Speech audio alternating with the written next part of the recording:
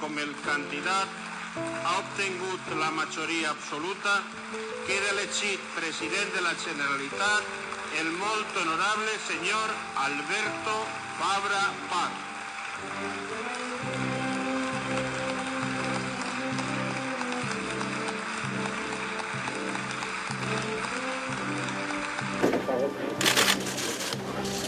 Jo, Alberto Fabra Part, jure que en tant com tindré el càrrec de president de la Generalitat, acataré la Constitució espanyola de l'Estatut d'Autonomía sense canvi.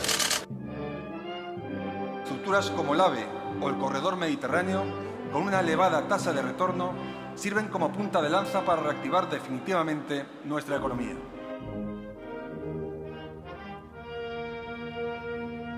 Ejemplaridad, buena gestión, participación y transparencia. Estos son los pilares sobre los que he basado mi acción de gobierno.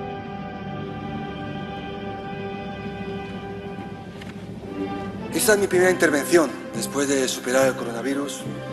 Si usted fuera, señor Iglesias, más joven, posiblemente ya estaría acampado delante del Ministerio de Sanidad, pidiendo la dimisión del ministro. Pero claro, usted se ha aburguesado, señor Iglesias, y que este país no se merece un vicepresidente que se esconde por no dar explicaciones ante la imputación de su partido por financiación irregular. Señor Iglesias, es usted un vicepresidente asintomático. Usted dice que nosotros somos los que privatizamos tanto la sanidad como la educación.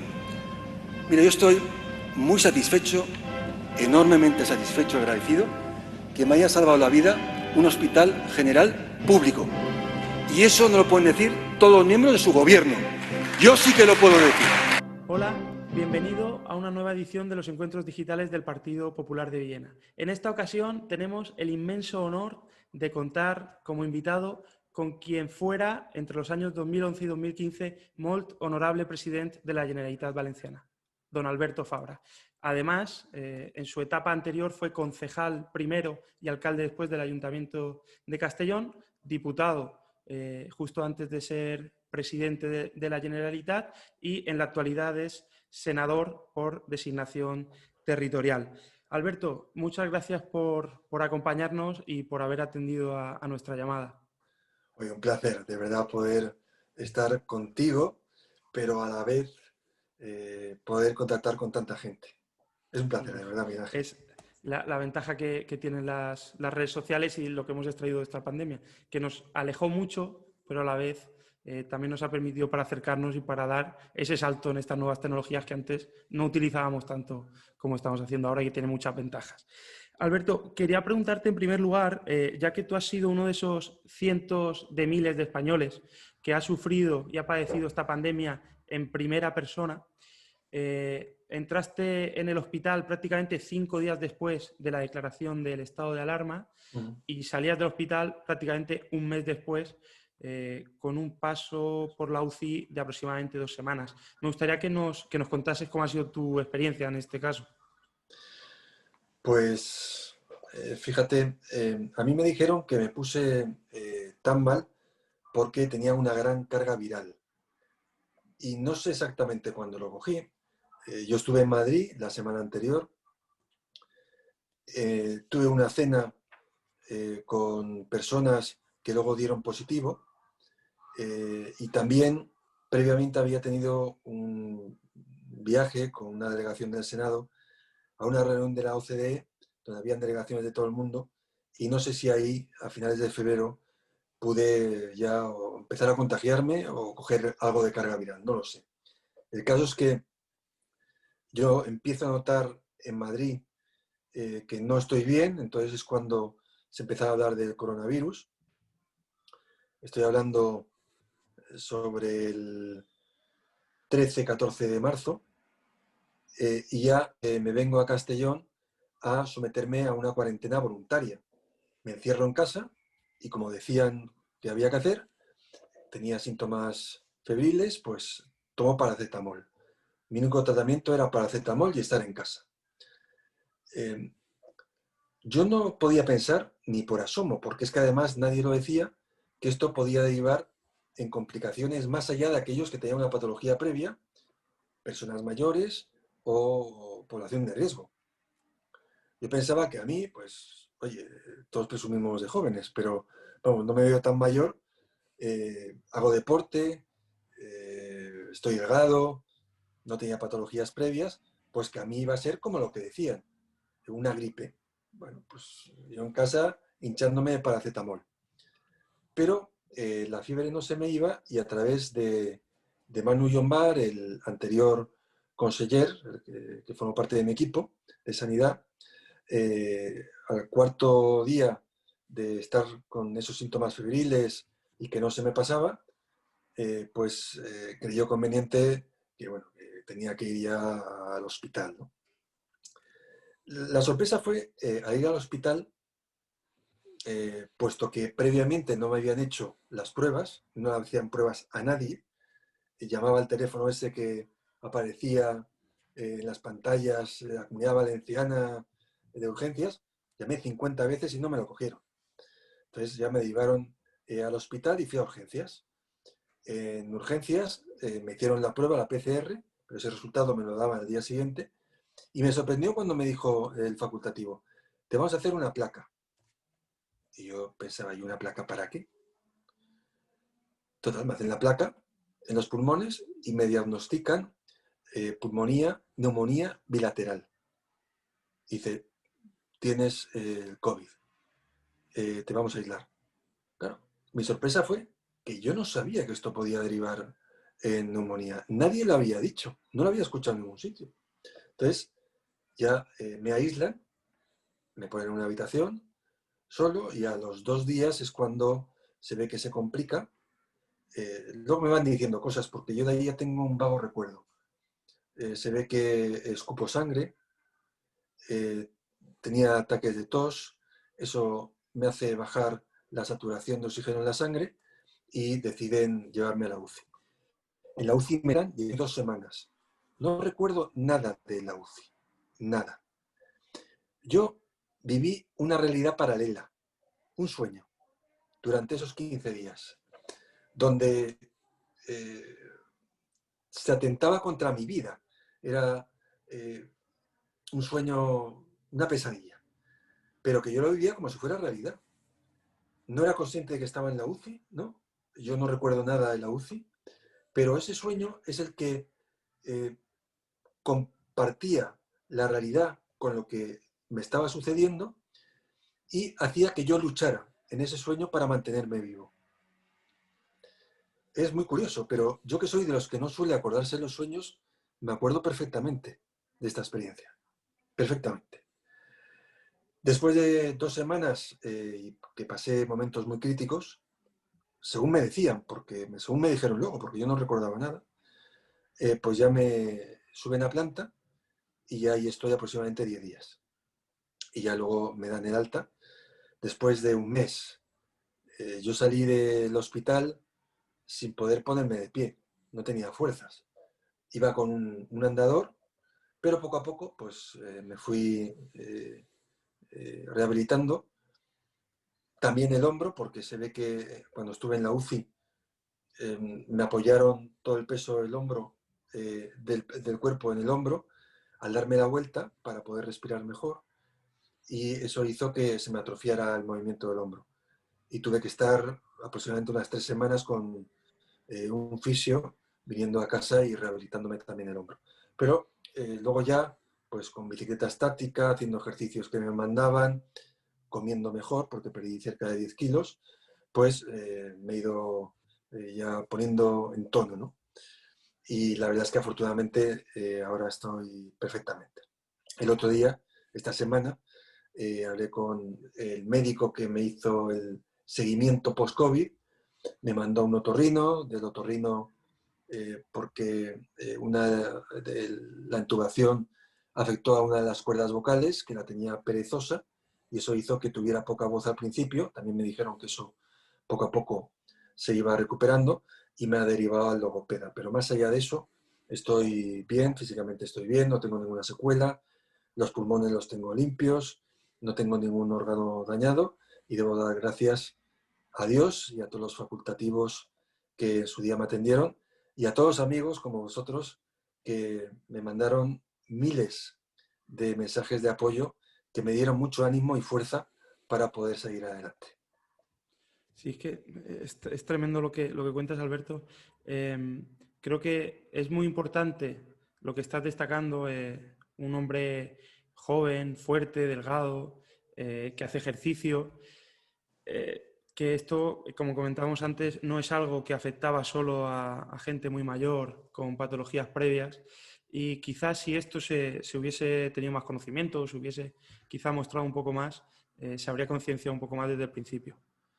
Pero bueno, no sé hasta qué punto en ese momento convenía o no Claro, mostrar la realidad que estábamos pasando, pero bueno. fíjate, esta mañana he estado en Valencia en el acto de recuerdo a las víctimas de la COVID en la Comunidad Valenciana. Un acto se ha hecho en la Ciudad de las Artes y las Ciencias, en Umbracle. No había mucha gente por las medidas sanitarias y de seguridad, pero ha sido muy emotivo, porque ahí vean familiares de las víctimas. Familiares que no pudieron despedirse de sus seres queridos, que entraron en el hospital y simplemente al final les dieron un botecito con cenizas, sin poder darles el último adiós, cogerles la mano, llorarles. Y yo me pensaba, cuando estaba allí sentado, viendo a esos familiares, que a lo mejor, yo no hubiera podido estar ahí. En otras circunstancias, quien hubiera estado es o mis hijos, o mi pareja, o mis padres, al otro lado, donde estaban los familiares. Y no somos conscientes del dolor de esas familias, de lo que conlleva el no poder acompañar a las personas que están enfermas, que eso pues hacemos todos cuando hay algún ser querido, alguna persona que queremos enferma, la acompañamos al hospital. Aquí la persona estaba sola, aislada, sin el apoyo de sus familiares y sin saber por qué, sin haberle dicho la gravedad a la que estábamos sometidos, esa persona fallece y las personas de su entorno, sus seres queridos, no la han podido despedir. Muy duro, muy duro. Esto ha hecho un dolor tremendo a toda la sociedad. Lo que ocurre es que esto el gobierno actual no lo ha querido enseñar. Si os dais cuenta, en España no han habido imágenes de féretros o imágenes duras. Eran de Estados Unidos o de Brasil. De aquí ninguna. Y el dolor que se ha generado era de rabia, de no pensar que eso te podía suceder a ti, porque nadie te lo estaba advirtiendo. Y se ha generado una herida tremenda en esta sociedad que ha sufrido más de 54.000 personas, según los datos de un instituto público, como el Carlos III, y no los que nos quieren hacer ver el gobierno. Según un instituto público que han sido 54.000 personas, todas sus familias que no las han podido llorar y que su dolor lo van a llevar mientras vivan con una pena tremenda. Y eso ha sido fruto de esa malintencionada ignorancia o la manera de esconder la realidad que el gobierno ha querido que tuviera la sociedad. Y en esas más de 50.000 víctimas directas de las que habla este instituto, por supuesto hay que contemplar dentro de la misma categoría a todas aquellas personas que por causa de esta pandemia no han podido recibir tratamiento como debían, o muchas más causas que al final, pues por no tener esa atención que merecían, también han perdido la vida. O sea, que como bien dices, las circunstancias o las consecuencias de esta pandemia son mucho más, pero no se han mostrado. Por esto te quería preguntar, incidir un poquito más, todas las medidas que se han planteado desde el gobierno para este periodo, todas, o la gran mayoría, después del confinamiento, han estado basadas en la responsabilidad individual. Era algo así como que si todos hacemos en casa o en la calle lo que tenemos que hacer, no va a pasar nada, ¿no? Entonces no es culpa del gobierno si hay contagios, si la gente se porta bien. Pero ¿crees que la sociedad ha estado suficientemente concienciada e informada? Sin entrar si han querido mostrar, como hacían hace unos años, los pasillos de los hospitales o no, pero ¿Crees que se ha informado bien de las consecuencias y de la situación real que han pasado las familias españolas a causa de esta pandemia? No, en absoluto. Y empezó mal desde el principio. Ayer supimos que habían alertas del Consejo Nacional de Seguridad Sanitaria y que fueron desatendidas por el gobierno. Hicieron el 8 de marzo. Hicieron actividades, concentraciones, manifestaciones, las permitieron. Y eso hizo que se extendiera sin ningún tipo de protección, ni defensa, ni límite el coronavirus, con una capacidad de contagio vertiginosa. Y eso lo propició el gobierno. Lo propició porque quería esconderlo. O sea, no le dio la importancia que le estaban advirtiendo el propio Consejo de Seguridad Sanitaria. Eso es gravísimo por parte del gobierno, porque tiene consecuencias, claro que tiene consecuencias. Ahí están los más de 50.000 fallecidos. Y luego tenemos que ver cómo el presidente del gobierno se vanagloriaba de haber salvado 400.000 vidas. Pero ¿cómo es posible? Sabemos las que han fallecido. Sabemos las que han fallecido. Y parte la responsabilidad del gobierno. Porque no les dieron los medios suficientes a los sanitarios. Esto es una situación de previsión. Si tú tienes alerta, si respondes con antelación suficiente, puedes prever lo que puede pasar y dotar a los servicios sanitarios de los medios suficientes para poder atender adecuadamente la pandemia. Pero aquí no se hizo nada y se colapsó el sistema sanitario. Porque en una situación de pandemia tan grave, los servicios sanitarios y las UCIs se colapsaron, pero porque no había previsión, porque nadie les advirtió, ni nadie estuvo preparando lo que era esa situación para dotarles de medios, de EPIs, de mascarillas, de gafas, de guantes. Los pobres iban desarmados a una batalla en la que hacían lo que podían.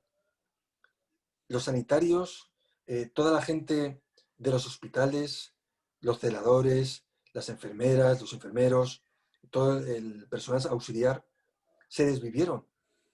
Sufrieron lo indecible.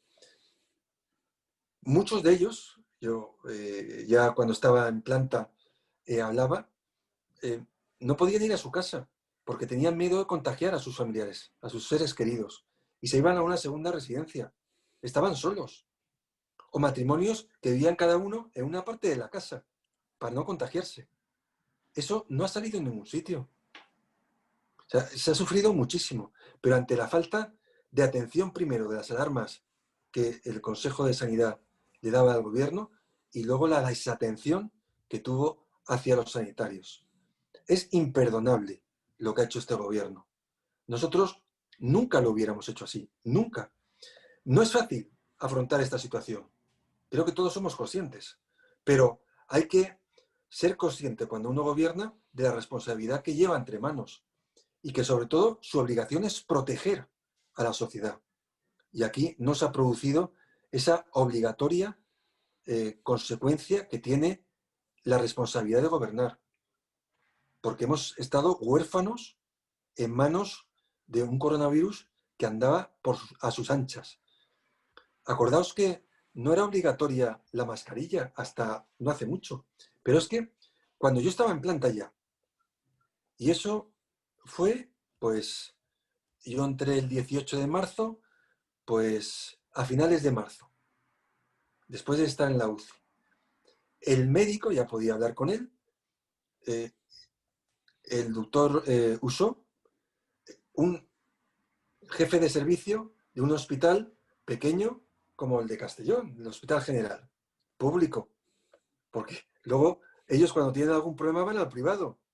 Oye, yo estoy en deuda con la sanidad pública, la que nosotros defendíamos cuando estábamos gobernando a pesar de las circunstancias, la que pusimos en valor y creamos infraestructuras y medios, por mucho que digan. Y ahí está la realidad. Ellos, en los 5 años que llevan, no han hecho ni una sola infraestructura sanitaria. Todas las hicimos nosotros. Gracias a eso. Gracias. Bueno, han hecho los 3 hospitales de campaña que han contratado a algún amigo y que no se han puesto en uso todavía. Pero la responsabilidad que tenemos como máximo mandatario es atender a verdaderos expertos. Y como decía, el jefe de servicio de este hospital pequeño ya entonces me decía, no entiendo cómo no obligan a que la gente lleve mascarilla, porque llevando mascarilla se evita el contagio en un 90%. Entonces todavía no era obligatoria. Y dices, ¿cómo es posible que un jefe de servicio de un hospital tenga muchísimo más criterio que esos supuestos expertos que el gobierno se rodea? Así nos ha ido. Luego hemos visto cómo han hecho contratos a amigotes por millones de euros de test que no funcionaban, de mascarillas que no estaban homologadas, de respiradores que no funcionaban. Y luego supimos que, claro, las comisiones eran de cerca de 60 millones de euros. O sea, ha sido un desastre. Pero aquí no dimite ni Dios. Nadie. Porque esa palabra para ellos no existe. Tú imaginaros, ¿qué No habrían existe hecho el aplicársela. si nosotros hubiéramos estado en el gobierno? Imaginaos lo que habría pasado. Y lo hubiéramos gestionado muchísimo mejor que ellos. Reconociendo que es muy difícil saber qué tienes que hacer, porque nadie lo sabía. Todo el mundo desconocía cuáles eran realmente los efectos del virus. Pero habían advertencias, que hubiéramos hecho caso, que nos hubiéramos puesto en manos de expertos, que habríamos atendido sus demandas, habríamos hecho todo lo que hubiera estado en nuestra mano para que los sanitarios hubieran estado equipados con material que hubiera evitado esos contagios que tuvieron. Hubiéramos dotado a la gente de mascarillas en tiempo y forma. O sea, que hubiéramos hecho muchísimas cosas de forma más responsable que lo que han hecho ellos. Y sin embargo, aquí no limite ni Dios. Y vuelvo a decir lo mismo. Acordaos de lo que hacían ellos. En el ébola, que aquí el único que falleció fue un perro. Nadie más. Y que hicieron manifestaciones y concentraciones en las ciudades por el perro. Pero aquí no falleció nadie. Y salieron a degüello diciendo lo mal que lo estamos haciendo. Que hemos visto declaraciones entonces de ellos. No se acuerdan. El momento que pisan moqueta y tienen coche oficial, se olvidan absolutamente de la responsabilidad y la dignidad que deben tener las personas y también los políticos, por supuesto. Te pregunto ya sobre eso, pero antes de pasar a hacer un balance del paso por el gobierno de esta gente, complemento a lo que estabas diciendo. Cuando vino aquí a este espacio también José Juan Zaplana, nos decía que una de las cosas que había propuesto el Partido Popular de la Comunidad Valenciana era poner a disposición del gobierno valenciano todos los profesionales que militaban en el Partido Popular, que estuvieron en tu gobierno dirigiendo las áreas de sanidad, que sabían lo que era gestionar una crisis y que tenían experiencia en la gestión. Y la respuesta fue ninguna. O sea, no solo no quisieron escuchar a los profesionales, es que no quisieron escuchar a nadie que se prestó a ayudarles. Sí, el problema que además tienen es que no aceptan el apoyo o la ayuda de aquellos que algo sabemos, o personas que han trabajado en momentos complicados y que lo único que quieren es colaborar. Pero ellos se blindan, no reconocen errores, cometen muchísimas equivocaciones que luego supone la pérdida de vidas humanas. Y luego, bueno, ves cómo no asumen su responsabilidad. Es una pena el ver cómo esta situación de pandemia sanitariamente ha pillado un gobierno que lo único que ha hecho es, bueno, hemos visto en el presidente del gobierno, preocuparse de su imagen, de salir todos los días en hacer un aló presidente y no estar cogiendo el pulso a lo que realmente estaba pasando en este país. Lo único que buscaban era que a las 8 la gente viviera un minuto de fiesta, aplaudir todo el mundo, sí, a los sanitarios, porque realmente se merecen su homenaje. Pero se merecen ese homenaje no solo con los aplausos, sino reconociendo el duro trabajo que estaban haciendo posible que la gente viera la dureza de lo que era esta pandemia, con esas imágenes duras, pero reales, y que hubieran hecho posible que muchas de las cosas que luego hemos visto de irresponsabilidad por parte de muchas personas, pues que no se hubieran producido. Pero para eso hay que afrontar la realidad, y ellos lo que buscaban era enmascararla. Nadie ha dimitido aquí, es que vuelvo a decir lo mismo. Hemos sido el país donde más fallecidos han habido por 100.000 habitantes, donde más contagios, donde en la segunda ola más contagios se han producido de toda Europa, donde según la OCDE va a ser el país que más problemas tenga para salir de esta situación económica. Oiga, si somos el peor de todos, alguien tendrá que asumir responsabilidades. Y sin embargo, hoy es hablar al presidente del gobierno y al gobierno y parece que todo vaya bien. De que nadie se ha equivocado y que el problema lo tenemos nosotros por generar radicalidad y crítica. Nosotros somos los culpables de todo. No, oiga, es que el gobierno es el responsable de saber qué es lo que tiene que hacer ante esta situación. Y desde luego, objetivamente, por los datos de comparativa europea e internacional, vemos que ha sido un desastre, sanitaria y económicamente. Y hablando de radicalidad, quiero que ampliemos un poco más el campo, gestión de coronavirus, por supuesto, pero mucho más amplio en términos de gestión desde el gobierno. Quería que hablásemos de uno de los máximos exponentes de la propaganda y de la falta de gestión, junto a Mónica Oltra, que es Pablo Iglesias. Hace unos días en el Senado interveniste para hacer un balance de su labor al frente del Ministerio de la Agenda 2030 y del cumplimiento de los Objetivos de Desarrollo Sostenible europeos. Hiciste un repaso exhaustivo uno a uno para demostrar que no había cumplido ninguno. ¿Qué balance haces del paso de esta gente que lo único que han demostrado durante estos años es que se les da muy bien destruir, pero que no saben construir? ¿Qué balance haces de su paso por el gobierno? Ángel, tú lo has dicho muy bien. Es gente que lo único que sabe hacer es ponerse camisetas y van palcantas y gritar al gobierno cuando éramos nosotros. Ahora no asumen ninguna responsabilidad, ninguna. Lo hemos visto hoy con lo que ha aparecido en los medios de comunicación del auto donde se solicita al Supremo que estudie el auto, las circunstancias de Pablo Iglesias en el caso Dina.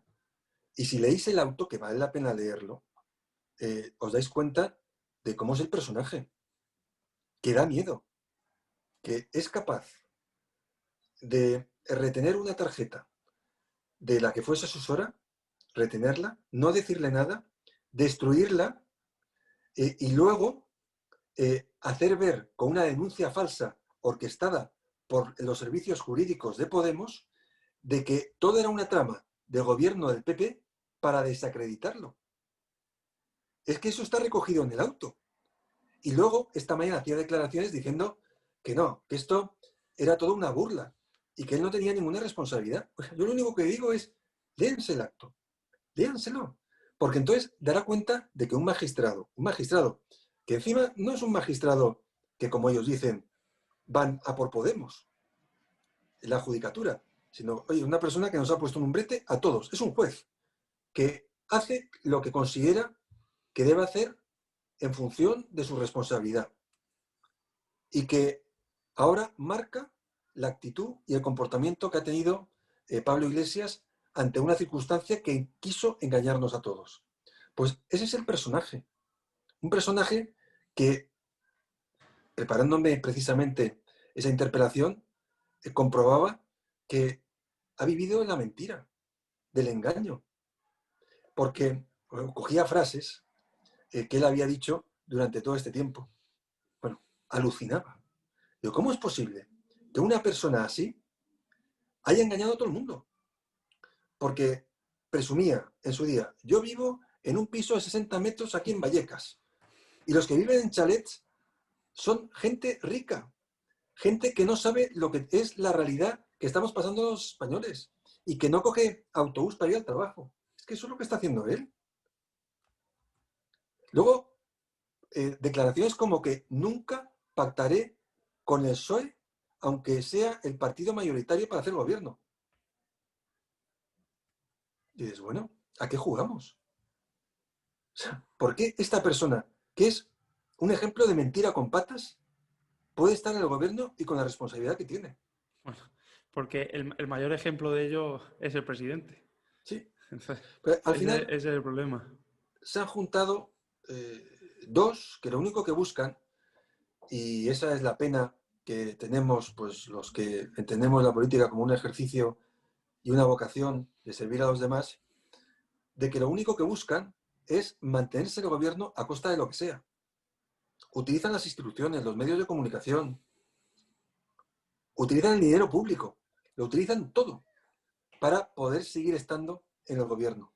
Da igual engañar, no asumir responsabilidades, dejar el país hecho unos zorros. Pero es que gestionar mal. Fíjate, una de las cosas que le dije en esa interpelación, que viene ahora al dedo, como anillo al dedo, es que estos presumían, y él también lo hizo en la contestación, dijo, es que claro que he hecho cosas. Decía, he hecho el ingreso mínimo vital. Pues claro, ingreso mínimo vital. Y han habido 900.000 solicitudes. Y en 2 meses y medio solo han tramitado el 1%. O sea, acordaos lo que nos decían a nosotros cuando estamos haciendo la tramitación de gestiones que luego fueron realidad. Es que, vamos, si nos hubiera pasado a nosotros con la falta de recursos que ponen para atender la situación que está viviendo la sociedad española, con la carencia de medios que ponen, con la falta de atención, de responsabilidad, de dedicación, bueno, nos habían crucificado en la plaza pública. Pero es que esa es la realidad. Pero para ellos no pasa nada. No pasa nada. Yo intenté, con los Objetivos de Desarrollo Sostenible, que oye, tanto están haciendo los ayuntamientos, las comunidades autónomas, el gobierno, tanto el PSOE en su día como nosotros, porque esto es un compromiso de todos los países y de todas las ideologías. Pues, bueno, él pocas responsabilidades ha asumido y le venía a recordar uno a uno lo que han sido sus incumplimientos y luego, claro, es que es el ministro de Derechos Sociales.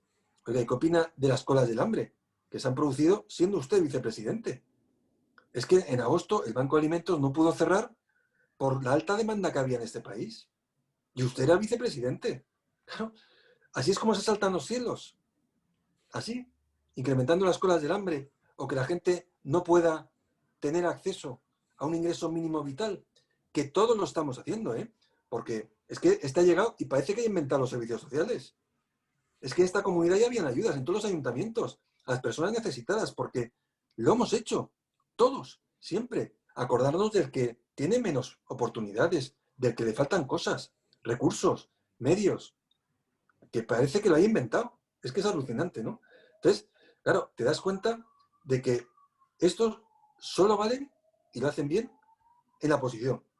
Lo hacen bien, digo, porque lo que escogen pancartas, gritar, ponerse camisetas, insultarnos, lo hacen de maravilla. Son profesionales de eso. Pero ya cuando van a la gestión, se pasan el día pidiendo perdón. Pero claro, es que no aciertan ni una. El otro día lo resumía muy bien con un adjetivo muy oportuno en este momento. Lo calificabas de vicepresidente asintomático. Sí, así es. Sí, creo que eso lo resume muy bien y se entiende a la perfección. Quería preguntarte, Alberto, o trasladarte una pregunta que le hice a Pepe Ciscar, a tu vicepresidente, cuando también tuvimos un encuentro con él.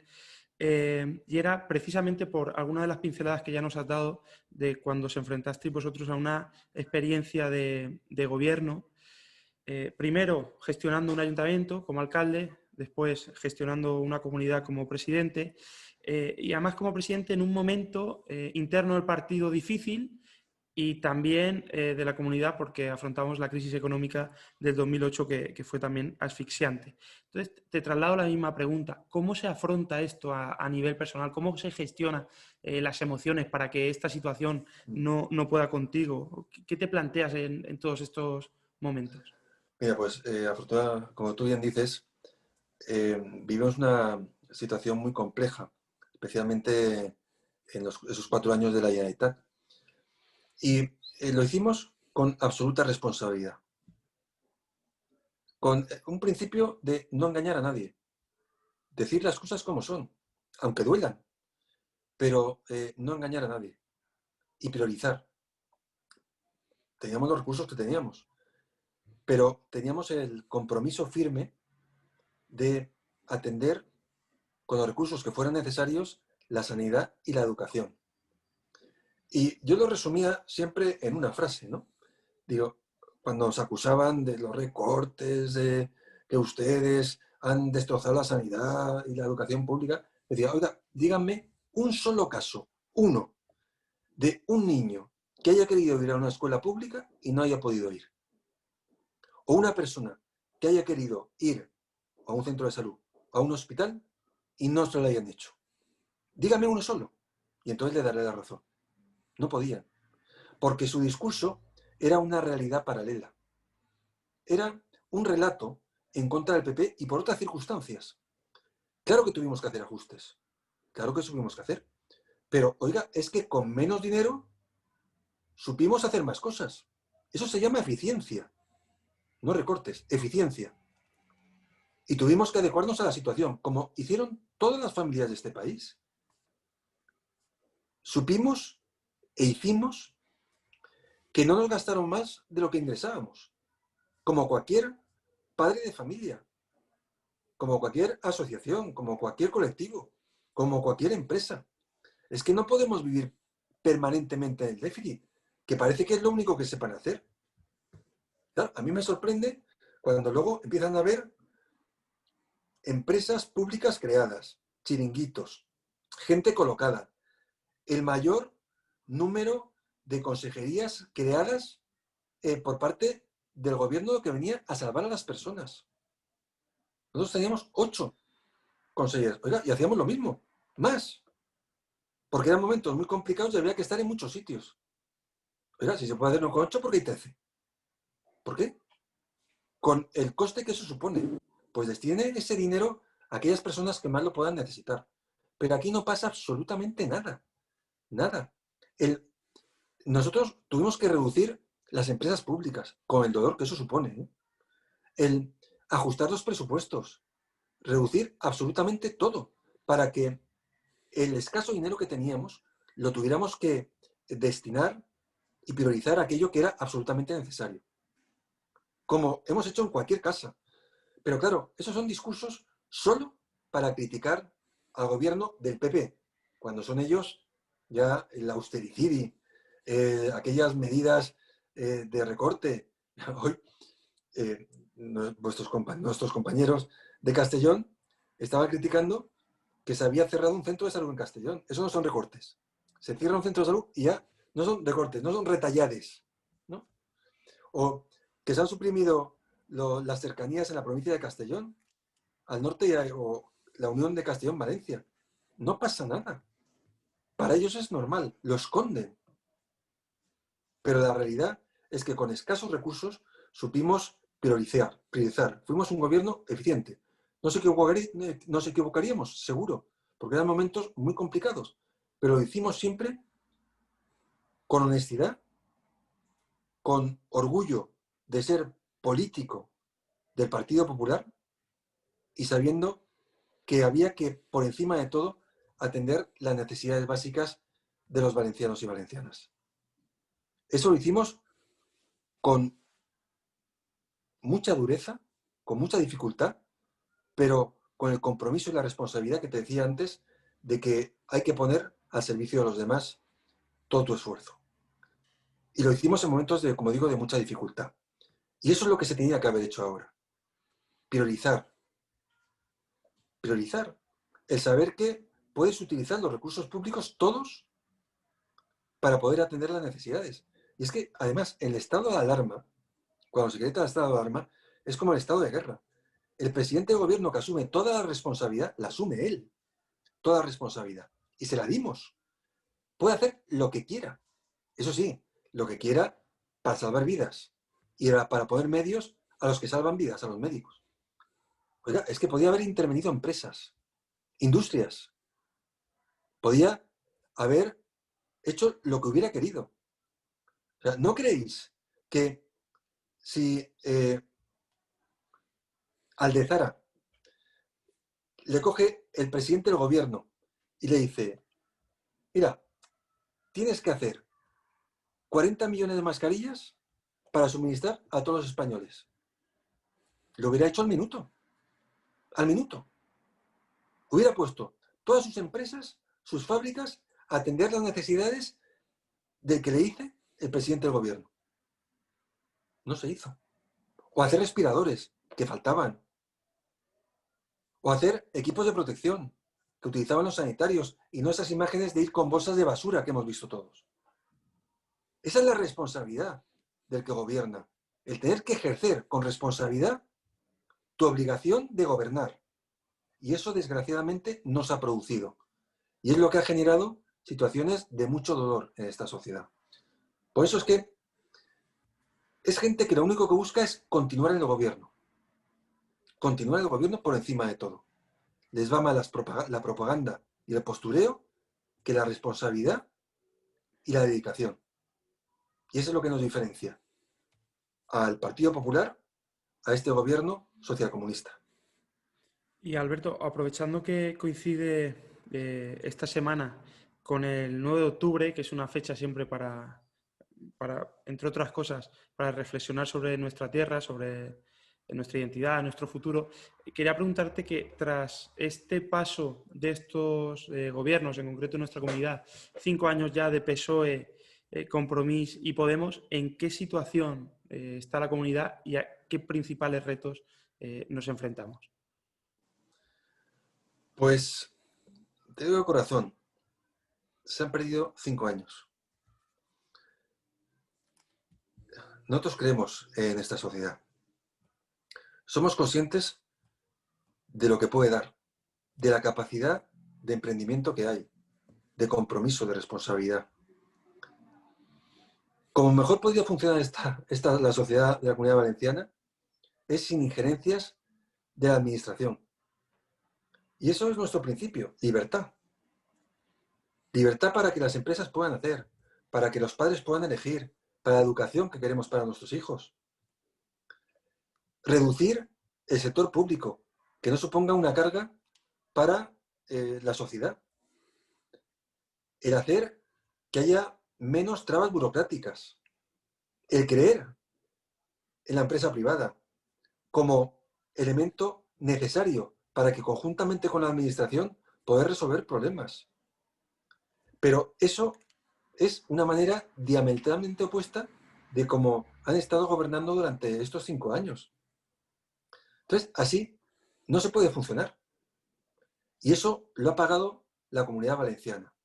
Porque con los criterios que nosotros pusimos encima de la mesa, después de habernos apretado el cinturón, de priorizar lo que era fundamental, de quitar la grasa que tenía la propia administración, para quedarnos con el músculo, con aquello que podía ser útil para la propia sociedad, hubiéramos avanzado de forma sistemática, creando riqueza, creando empleo y siendo la comunidad puntera de este país. Sin embargo, aquí nos hemos adormecido. Hemos hecho que otra vez el paraguas de la administración lo quiera controlar todo, porque no creen en la iniciativa privada. Solo creen en su realidad, en sus principios, de que solo con lo público pueden atender las necesidades de hoy. Y es un error absoluto. Si estamos precisamente en un momento donde, y en esta comunidad, donde se ha demostrado de forma sistemática que tiene una capacidad para crear, para crecer, para generar actividad económica bestial.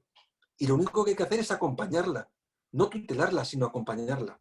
Y esta es la gran diferenciación entre nosotros y ellos. Por eso en estos 5 años ha habido una parálisis de lo que es ese empuje de la Comunidad Valenciana. Y bueno, pues estamos viendo que a pesar de todas esas proclamas que en su día hacían de venimos a salvar a las personas, el gobierno del PP dejó tirada a la sociedad valenciana, hemos visto que no era más que palabrería barata de oposición oportunista, pero que no han sabido realizar, gestionando todo aquello que precisaba esta sociedad para seguir siendo una sociedad de referencia en este país. Porque lo somos, porque tenemos una capacidad, un compromiso, una responsabilidad tremenda. Y eso es algo que debemos sentirlo con orgullo, porque es, afortunadamente, parte de nuestro ser como valencianos, como gente, Castellón, Valencia, Alicante, que cree en esta comunidad como parte de un todo, pero aportando siempre lo mejor de nosotros mismos para que nos podamos beneficiar como sociedad. Confiemos que pronto Isabel Bonich pueda revertir esta tendencia. Más pronto que Seguro tarde, que pero sí. bueno. Por el bien de todos.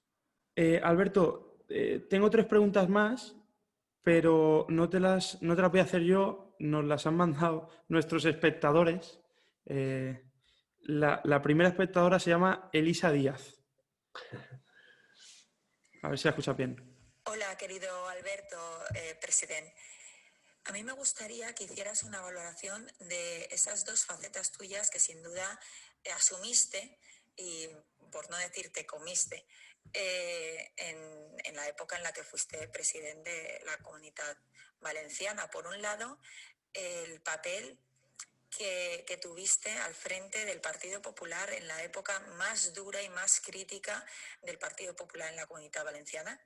Y por otro lado, al frente del Consell en una época de crisis económica muy dura que sin duda hizo que tuvieras que adoptar medidas y decisiones que evidentemente no gustan ni a uno mismo, pero que lo tuviste que hacer por el bien, por el interés general, en el que tanto se acude o se debería de acudir, porque ahora no lo vemos mucho, que se debería de acudir cuando uno está gestionando. Al final ese interés general es lo que debe de primar y tú lo hiciste de maravilla. A mí me gustaría que hicieras una valoración y sobre todo que me dijeras si consideras que ese valor que tú tienes como esa persona que hizo frente en esas 2 facetas se tiene en consideración, si crees que la ciudadanía le ha llegado el gran papel que ejerciste tanto en un lado como en otro y que además hiciste de manera maravillosa. Como se nota que Elisa es amiga, buena política, muy comprometida y que, como hemos estado hablando en este programa, pues representa los valores del Partido Popular, de responsabilidad y servicio público. Pues hemos estado hablando ya de mi papel en lo que fue el Consell esos duros 4 años y también dentro del partido, que creo que conocéis todos. A mí me molestaba mucho que tanto la oposición como medios de comunicación o como los oportunistas de turno tacharan al Partido Popular de un partido corrupto. Me molestaba tremendamente. Yo era consciente de que habían habido algún comportamiento censurable y condenable. Y yo siempre he dicho lo mismo, como la inmensa mayoría. Quien la hace la paga. Porque ese no representa al Partido Popular. Mi Partido Popular es el concejal de la oposición del municipio más pequeño de la Comunidad Valenciana. Esa persona que dedica su tiempo, su esfuerzo, su dinero a llevar los principios y valores del Partido Popular. Ese es mi ejemplo, y no los otros. A los otros hay que apartarlos. Hay que dejar que la justicia actúe y que desde luego en ningún caso van a contar esas personas con el amparo de un partido que representa los valores de ese concejal del municipio más pequeño de la comunidad. Y eso lo hice convencido de que nadie puede poner en duda nuestra honestidad, nuestra honorabilidad y nuestra vocación de servicio. Porque el Partido Popular es eso, es entrega, dedicación y vocación de servicio. Y lo demás es oportunismo. Querer poner al Partido Popular en una situación que ni por asomo es la que representa.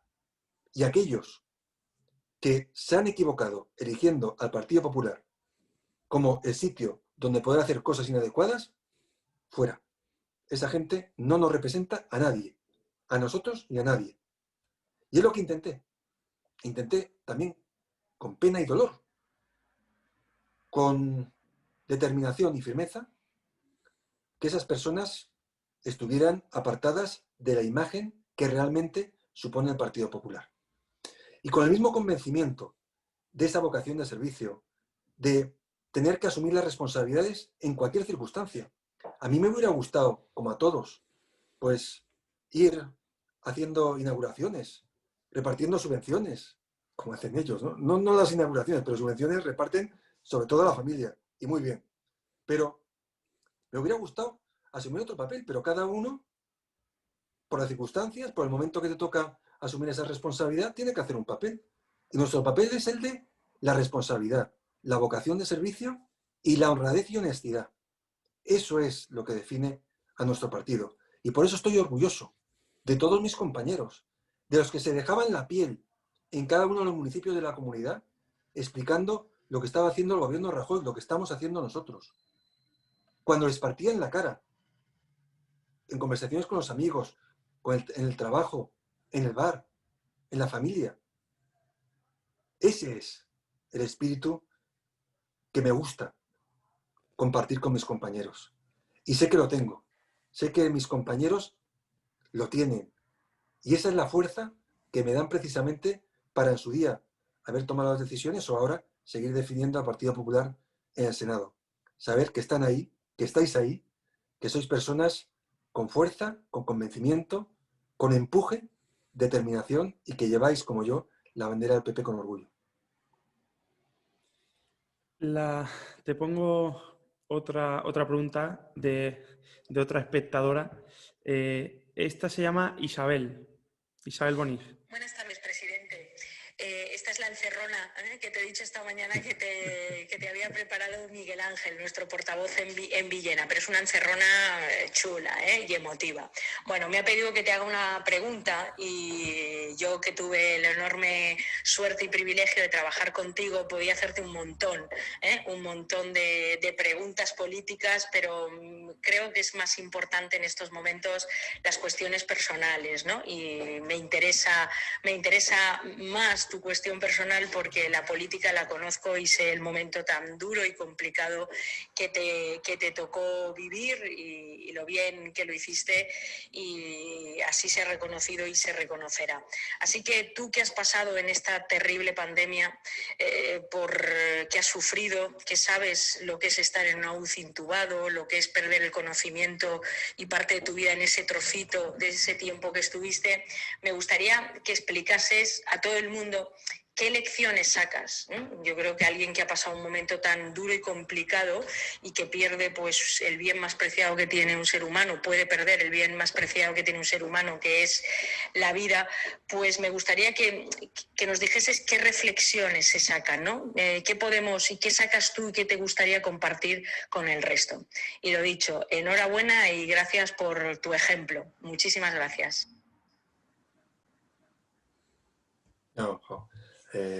Isabel, una gran presidenta del partido y seguro que pronto también de esa administración e institución que tanto necesitamos al frente. Porque como decíamos en esta conversación, lo necesitan todos los valencianos y valencianas, la gente de la Comunidad Valenciana. Pero además lo necesita de forma urgente. Pues también hemos estado hablando un poco de ese sentimiento que me generó el haber pasado como paciente y sufrido esta pandemia, ¿no? Pero te das cuenta de lo importante, ¿no? de la importancia que tienen las cosas en la vida y no de lo que creemos que nos ocupa o nos llena el día. A veces hacemos que lo cotidiano, lo urgente, sea lo importante. Y esas urgencias a veces nos las hacemos nosotros mismos. Y nos damos cuenta de que no, que hay cosas que son verdaderamente importantes. Y una de las cosas que llevé y me ayudaron mucho es todo el apoyo que recibí del partido, de Isabel, la primera, pero de muchos de vosotros, dándome ánimos, fuerza, apoyándome. Y eso me hizo ver oye, que somos un gran equipo, una gran familia, y que todos debemos aportar, y que debemos ponernos bien pronto para seguir ayudando a este gran proyecto que es el Partido Popular y esta gran comunidad que es la valenciana. Porque vale la pena, porque hay que seguir trabajando. Sé que los momentos siguen siendo difíciles y que ellos utilizan la propaganda, la publicidad, el postureo, muy bien. Pero al final la gente se va a dar cuenta. Y ahí es cuando el partido tiene que estar. La gente nos tiene que ver como alternativa.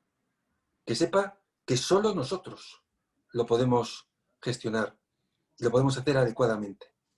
Porque si os dais cuenta, lo único que busca este gobierno, el valenciano y el gobierno central, es hacernos ver como algo marginal, como algo radical, como siempre la oposición, criticando de forma permanente. O sea, el gobierno, en vez de gestionar, hace oposición de la oposición, porque les interesa. No hace más que intentar dividirnos. Las tres derechas hablan. ¿Por qué? Porque saben que fraccionando el voto del centro-derecha, ellos siempre van a estar ahí, porque ellos suman. Ellos suman. Y saben que lo único que se necesita es continuar con esa fragmentación. Y nosotros tenemos que seguir creciendo. Un mensaje, como hemos hecho siempre, centrado, pero centrado y en el sentido de aquello que necesitan las personas. Además, de forma abierta, con postulados que hagan que cualquier persona de centro se sienta cómoda, como hemos hecho en esta comunidad y en muchos municipios durante mucho tiempo. Y eso es algo que la izquierda no quiere hacer que la gente vea. Por eso debemos estar unidos, fuertes, con ganas, con mucha ilusión. Y eso es lo que recibí de todos vosotros en los momentos más complicados cuando estaba en el hospital. Por eso animo a seguir así, a todos. Y pensar que aunque, bueno, pues veamos de otros partidos como Vox, que quieren ocupar parte de nuestro espacio, que nosotros estamos ahí, desde la centralidad, creciendo, ocupando más espacio que nadie y teniendo un discurso moderado, que es el que tiene la gente. La gente lo que busca es que el que gobierna lo haga bien, con responsabilidad, que trabaje y gestione para que él pague menos impuestos ofreciéndole lo mismo o más, que es lo que nosotros hicimos durante todo el tiempo que estuvimos al frente de la Generalitat o en los ayuntamientos. Nos preocupamos para que el dinero esté en el bolsillo de los ciudadanos, que sean ellos que decidan en qué lo destinan y no eso que siempre sabe hacer la izquierda, que es subir impuestos. El último mensaje de nuestros espectadores, lo hemos mencionado antes, es de Pepe Ciscar. Buenas tardes, Alberto. Me alegro de saludarte. Mi pregunta, que tal vez más bien sea una reflexión, tiene que ver con la exigencia de ejemplaridad que tú nos marcaste a todo el gobierno valenciano y a todos los altos cargos, partiendo de la premisa de que un cargo público, y más en una época de crisis como la que vivíamos, tenía que ser ejemplar. Tú marcaste un antes y un después al exigir que cualquier cargo público que fuera imputado tuviera que dejar su puesto, y eso no significaba, y lo repetías y lo repetíamos muchísimas veces, cuestionar la presunción de inocencia. Es más, de corazón queríamos que todas esas personas salieran bien en su nueva situación. Y te lo vengo a plantear porque muchos que hoy están en gobiernos y que entonces estaban en la oposición, me refiero al Partido Socialista, a Compromís, a Podemos, a cualquier cargo del Partido Popular, ellos eran los primeros que decían que había que cesarlos porque estaban imputados, hoy se dice investigados, pero vemos como hoy en sus gobiernos se están produciendo ese tipo de imputaciones por delitos que muchas veces tienen que ver con temas de presunta o posible corrupción, y ahora lo justifican todo, lo tapan todo, a veces la culpa la tiene la justicia, otras veces la culpa la tiene el que denuncia. En definitiva, ha sido un cambio de criterio, un cambio de vara de medir tremendo. Y quería preguntarte, ¿tú cómo ves esa situación? ¿Cómo vives el que antes tanta ejemplaridad exigían, hoy no la practiquen? Un abrazo, Alberto. Muchas gracias, Pepe. Tú también supiste inculcar lo que es ese sentimiento en todos los afiliados en el Partido Popular de Alicante y acompañándome desde la vicepresidencia para que esa honorabilidad del partido, esa necesidad de ser ejemplares, la pudiéramos transmitir también desde la Generalitat. Fíjate, yo el otro día en la interpelación a Pablo Iglesias, en uno de los ODS, precisamente el de la sanidad, le decía, mire, el ministro checo hoy ha presentado la dimisión por las críticas que había recibido en cuanto al número de contagios en la segunda ola del coronavirus. ¿Sabe cuál es el único país que está por encima de la República Checa en cuanto a contagios? España. Y le decía, si usted fuera más joven, llevaría semanas acampado delante del Ministerio de Sanidad, pidiendo la dimisión del ministro. Pero lo que pasa es que se ha aburguesado. Usted ya no es el de antes. Y eso es, como bien decías, Pepe, lo que está sucediendo. Que estos cuando cogen la pancarta, se ponen a gritar o llevan la camiseta, sobre todo cuando éramos nosotros que estábamos gobernando, nos pedían de todo y nos decían del mal que teníamos que morir. Pero ahora la moqueta y el coche oficial les ha hecho olvidar lo que son principios básicos de la responsabilidad y la ejemplaridad que deben tener los cargos públicos. Porque es la única manera de generar confianza al ciudadano. Y no pasa nada. Lo hemos visto, como digo, en la República Checa y en otros países que han dimitido hasta comisarios europeos por situaciones que aquí serían impensables, porque tienen otro concepto. Nosotros entendíamos que la ejemplaridad debía ser un factor fundamental para cualquier cargo público, en momentos difíciles y a veces en situaciones hasta mal entendidas. Pero había que poner tanto a la institución como al partido en el lugar que le correspondía. Sin embargo, los de ahora lo ven de forma muy distinta. Y eso es hacerle un muy flaco favor a lo que es tanto la institución como la credibilidad del ciudadano en la política. Bueno, Alberto, pues ya por mi parte nada más. Bueno, ya como te hemos dicho antes, estaremos hablando mucho tiempo, pero bueno, tampoco te queremos molestar mucho más. Quiero darte las gracias por habernos atendido y trasladarte también pues, el deseo. En primer lugar, la alegría sincera. No sé si más sincera que la de Pablo Iglesias el otro día que mostró en el Senado, seguro.